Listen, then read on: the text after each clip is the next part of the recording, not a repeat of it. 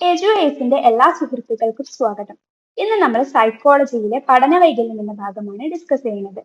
പഠനത്തിൽ ഉൾപ്പെട്ട അടിസ്ഥാനപരമായ ഒന്നോ അതിലധികമോ മാനസിക പ്രക്രിയയിലുള്ള തകരാറാണ് പഠന വൈകല്യം. ജനിതക സംബന്ധമായ പ്രശ്നമാണിത്. പ്രധാന കാരണ ഘടകമാണ് പാരമ്പര്യ ഘടകം. കേന്ദ്ര നാഡീവ്യൂഹത്തിന്റെ പ്രവർത്തന വൈകല്യം മൂലമാണ് പഠന വൈകല്യം ഉണ്ടാകുന്നത്. പഠന വൈകല്യങ്ങളെ പ്രധാനമായും 4 ആയി തരംതിരിക്കാം. 1 വായന വൈകല്യം, 2 ലേഖന വൈകല്യം, 3 ഗണിത വൈകല്യം, 4 സംസാര ഭാഷ അപഗ്രഥന വൈകല്യം. ഇനി ഇവ ഓരോന്നായിട്ട് പരിചയപ്പെടാം. ഒന്നാമതായിട്ട് വായന വൈകല്യം അഥവാ ഡിസ്ലെക്സിയ. ലക്ഷണങ്ങൾ: അക്ഷരങ്ങളുടെ ചിഹ്നവും ശബ്ദവും മാറിപ്പോവുക, അർത്ഥബോധത്തോടെ വായിക്കാൻ കഴിയാതിരിക്കുക, വാക്കുകളോ വരികൾ തന്നെയോ വിട്ടുപോവുക, ഇല്ലാത്ത വാക്കുകൾ ചേർത്ത് വായിക്കുക, തപ്പിത്തടഞ്ഞുള്ള വായന. അടുത്ത വൈകല്യമാണ് ലേഖന വൈകല്യം അഥവാ ഡിസ്ഗ്രാഫിയ. കൈയക്ഷരം, സ്പെല്ലിംഗ്, ആശയങ്ങൾ രൂപീകരിച്ചെഴുതൽ എന്നിവയിൽ പ്രയാസം അനുഭവപ്പെടുന്നു. അക്ഷരങ്ങൾ, വാക്കുകൾ എന്നിവ വിട്ടുപോവുകയോ കൂട്ടിച്ചേർക്കുകയോ ചെയ്യുന്നു. അക്ഷരങ്ങൾ കണ്ണാടിയിൽ എന്ന പോലെ തിരിഞ്ഞു പോകുന്നു. എഴുത്തിൽ വൃത്തിയും വെടുപ്പും ഇല്ലാതാകുന്നു. സാവകാശം എഴുതുന്നു. ഇതെല്ലാമാണ് ലേഖന വൈകല്യത്തിന്റെ ലക്ഷണങ്ങൾ. മൂന്നാമതായിട്ടുള്ള വൈകല്യമാണ് ഗണിത വൈകല്യം അഥവാ ഡിസ്കാൽക്കുലിയ. അക്കങ്ങളും സംഖ്യകളും എഴുതുന്നതിലും കണക്ക് കൂട്ടുന്നതിലും പ്രയാസം.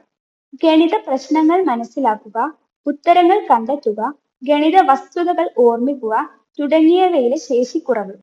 സംഖ്യാബോധം, സ്ഥാനവില എന്നിവയിൽ വ്യക്തത ഉണ്ടാവാതിരിക്കുക. അക്കങ്ങൾ തിരിഞ്ഞു പോവുക. ഉദാഹരണമായിട്ട് 6 9 പോലെ തോന്നിക്കുക, 9 6 എഴുതുക, അങ്ങനെയൊക്കെ അതിൽ പെടും. ഇതാണ് ഗണിത വൈകല്യം അഥവാ ഡിസ്കാൽക്കുലിയ. ഇനി നാലാമതായിട്ട് സംസാര ഭാഷ അപഗ്രഥന വൈകല്യം, സ്പീച്ച് ആൻഡ് ലാംഗ്വേജ് ഡിസോർഡർ. ഇതിന്റെ ലക്ഷണങ്ങൾ: ശബ്ദങ്ങളെ അർത്ഥമുള്ള വാക്കുകളായി ഭാഷയായി തിരിച്ചറിഞ്ഞ് അപഗ്രഥിക്കുവാനുള്ള കഴിവില്ലായ്മ. സംസാരം ഉൾപ്പെടെയുള്ള ആശയവിനിമയത്തിനും തകരാറ് സംഭവിക്കുന്നു. ഉചിതമായി വാക്കുകൾ ഉച്ചരിക്കാൻ കിട്ടില്ല. പഞ്ചേന്ദ്രിയങ്ങളിലൂടെ ലഭിക്കുന്ന വിവരങ്ങളെ അപഗ്രഥിച്ചു മനസ്സിലാക്കാൻ കഴിയാതെ വരുന്നു.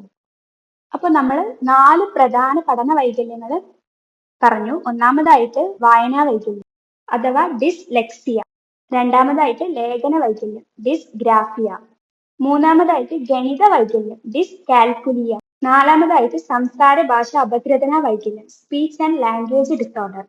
ഇനി കുട്ടികളുടെ പഠന പരിമിതി മറികടക്കുന്നതിന് അധ്യാപകർ ശ്രദ്ധിക്കേണ്ട കാര്യങ്ങൾ പറയുന്നുണ്ട്.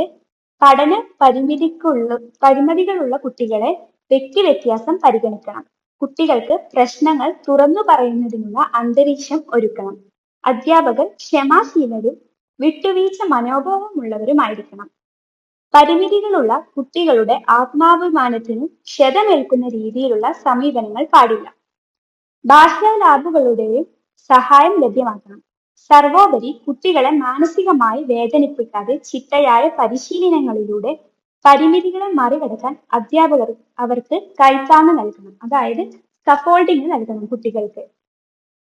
അപ്പൊ നമ്മൾ പഠന വൈകല്യം എന്ന ചെറിയൊരു ടോപ്പിക് നമ്മൾ ചെറുതായിട്ടൊന്ന് വിശദീകരിച്ചിട്ടുണ്ട്. അപ്പൊ അതിലൊരു ചോദ്യം ഞാൻ പറയാം, അതിന് ഉത്തരം നിങ്ങൾ കമന്റ് ആയിട്ട് ഇടുക. ഡിസ്ഗ്രാഫിയ എന്തിനെ സൂചിപ്പിക്കുന്നു?